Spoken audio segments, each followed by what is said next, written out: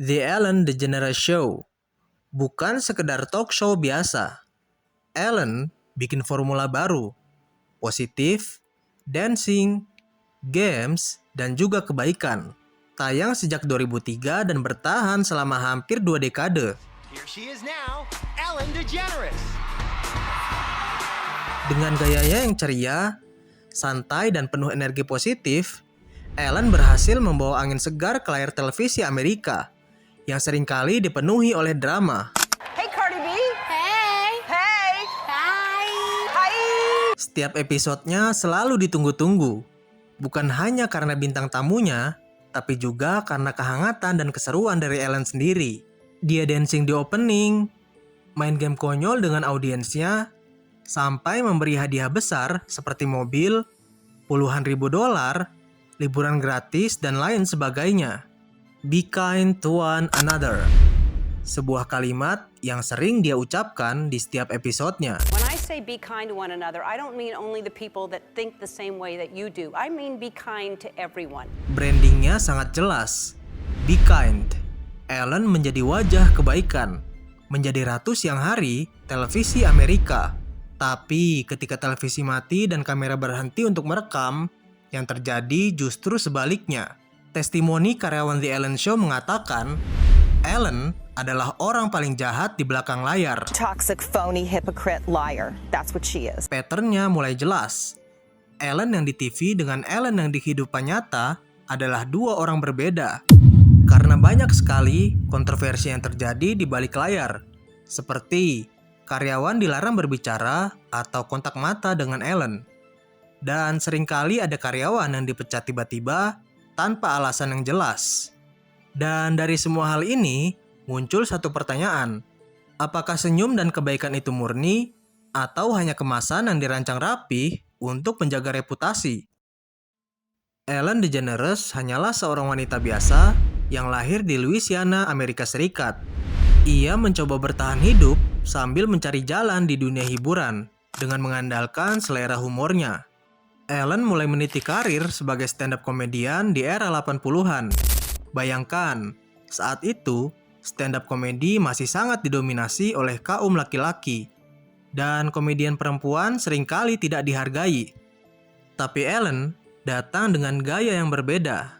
Komedinya bersih, observatif, relate dengan banyak orang, ngomongin hal-hal sehari-hari dengan cara yang bikin orang tertawa. Ini adalah gaya komedi yang smart tanpa vulgar. When I was a kid, my mother used to hum me to sleep every night. She'd stand there. 1984 jadi titik penting dalam hidupnya. Sebuah majalah komedi ternama saat itu menobatkan Ellen DeGeneres sebagai funniest person in America. Gelar ini bukan hanya membanggakan, tapi juga membuka banyak pintu buat Ellen. Nah, 1986, Ellen tampil di Tonight Show with Johnny Carson, acara talk show yang paling bergengsi saat itu. Hebatnya, setelah Ellen tampil, dia dipanggil oleh Johnny Carson untuk duduk ke sofanya. Bisa dibilang itu sebuah big deal, mengingat Johnny Carson sangat selektif dalam memberikan komplimen, karena hanya sedikit komedian yang bisa mendapatkan kesempatan itu. Lalu pada tahun 1994, Ellen mendapatkan kesempatan besar, yaitu berperan dalam sitkom yang berjudul Ellen. Disinilah publik mulai mengenalnya lebih luas lagi. Karakter utamanya, Ellen Morgan, adalah cerminan dirinya sendiri. Seorang perempuan yang lucu, kikuk, dan unik, tapi tetap menyenangkan. What do you think? Should I smile or not smile? Let me see you smile. Yeah, you've seen my smile before. I need to see it again.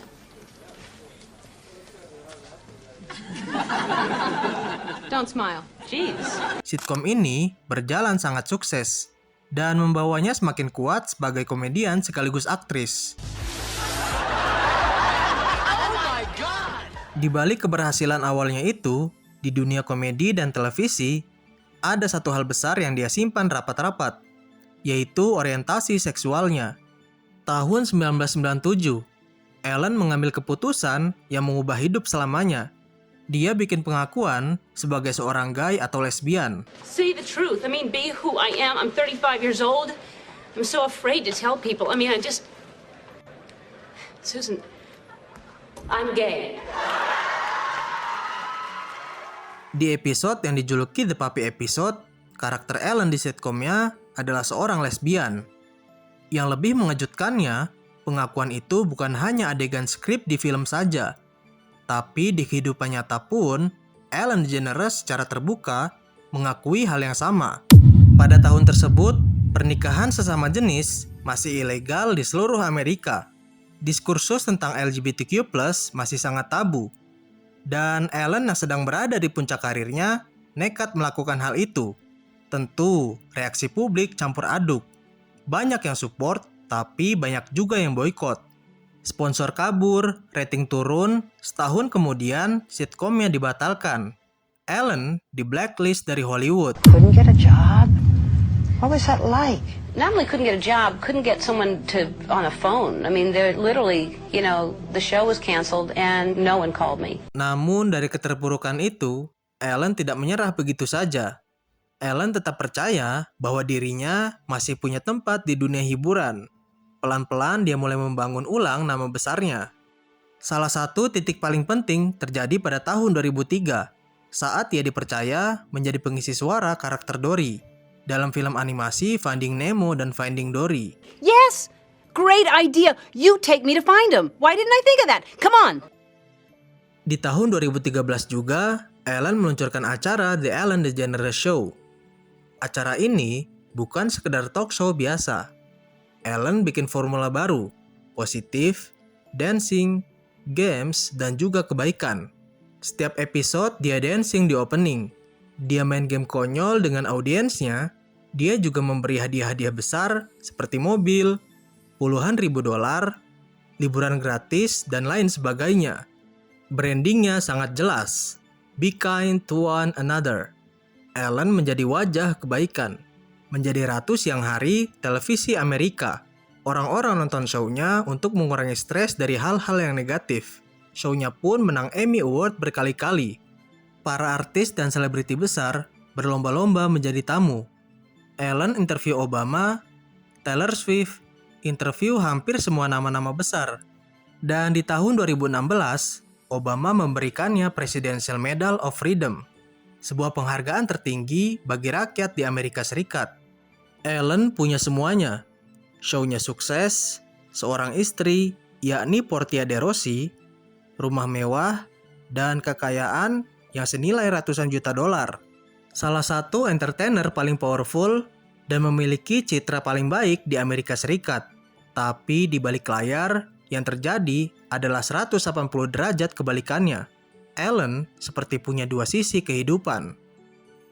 Di tengah popularitas yang luar biasa dan citra yang hampir sempurna, perlahan mulai muncul suara-suara yang bertanya, apakah sosok Ellen yang kita lihat di TV mencerminkan dirinya yang sebenarnya?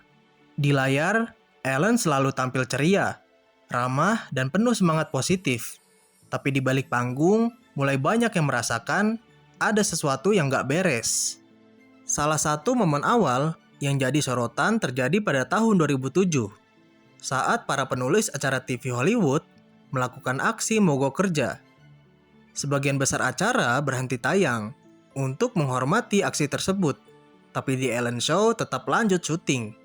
Keputusan itu langsung menuai kritik karena dianggap tidak menunjukkan solidaritas kepada tim kreatif. Dan seiring berjalannya waktu, mulai muncul cuplikan-cuplikan yang menunjukkan sisi lain dari Ellen. Misalnya, saat ia mewawancarai tamu dengan cara yang terasa seperti mengintimidasi, atau saat bercanda terkesan seperti menghina. Back with Taylor Swift, who was just telling me about washing her legs in the shower. I couldn't hear you. Did you say you do wash them or you don't? I do, because when you shave your legs, isn't the shaving cream is like soap, right? Yeah. So whenever you're not shaving, you don't wash, you're saying? No, I don't think I would say that.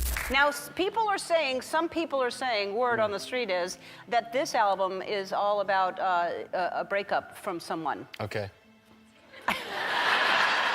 So the question is it? Bertahun-tahun ada rumor di Hollywood, Ellen is mean, atau Ellen itu jahat. Tapi karena branding Be Kind yang kuat, orang-orang kurang percaya atau tidak berani untuk speak up. Nah, tahun 2019-2020, rumor itu mulai muncul ke permukaan. Cuitan Twitter viral dari mantan pegawai dan kru televisinya.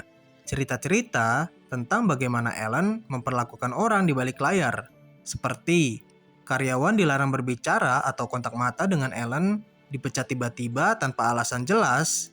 Kemudian lingkungan kerja yang sangat toksik, Ellen yang dingin sering memandang rendah orang lain, dan sangat intimidatif. We were told from the very beginning, don't talk to Ellen, don't do this, you can't, go into her office. It was very nerve-wracking, very stressful. We all walked on eggshells all the time. Pada awalnya semua ini masih sebatas rumor. Tapi kemudian beberapa artis dan selebriti mulai speak up. Komedian Nikki D. Jagger menceritakan tentang pengalaman tidak menyenangkan saat menjadi tamu The Ellen Show. Dakota Johnson juga secara publik menyinggung Ellen di episode mereka. Cuplikannya viral karena terlihat sangat canggung. You turned 30. I did. And how was the party? I wasn't invited. Actually, no, that's not the truth, Ellen. You were invited.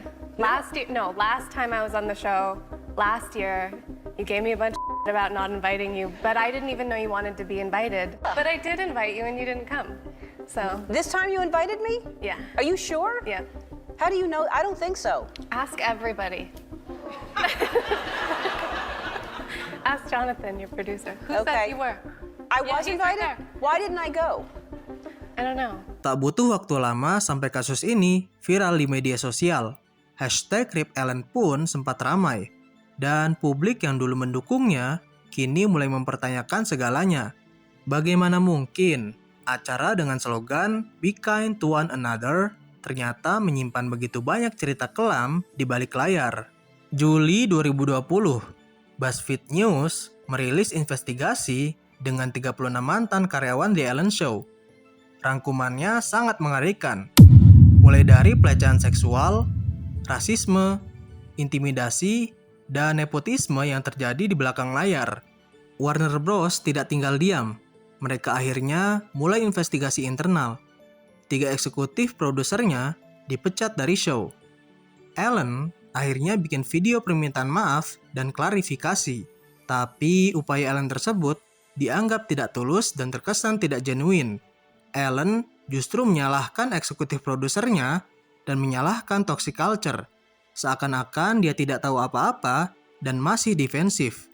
Ini bukan hanya soal Ellen yang jahat atau kejam. Ini merupakan budaya toksik yang sistematik. Setelah dibantai dengan berbagai skandal, rating The Ellen Show turun drastis. Rating hancur, sponsor kabur, dan selebriti pun perlahan-lahan mulai mundur.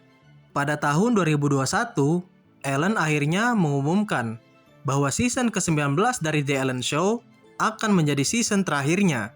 Ia menyebut alasannya karena sudah tidak lagi tertantang dan ingin mencoba hal baru. Tapi publik punya pandangan lain. Banyak yang menilai ini adalah bentuk mundur yang teratur setelah citra dan reputasinya hancur akibat berbagai skandal besar yang terstruktur. Tahun 2022 pun menjadi akhir dari era Ellen di siang hari. Di panggung televisi yang penuh cahaya dan kamera, ada satu nama yang pernah begitu berjaya. Ellen DeGeneres, sang ratu di televisi Amerika. Tiap sore ia hadir membawa canda dan tawa. Kalimat "be kind" jadi simbol kebaikannya. Namun di balik layar dan kamera, banyak cerita yang ternyata tidak seindah personanya.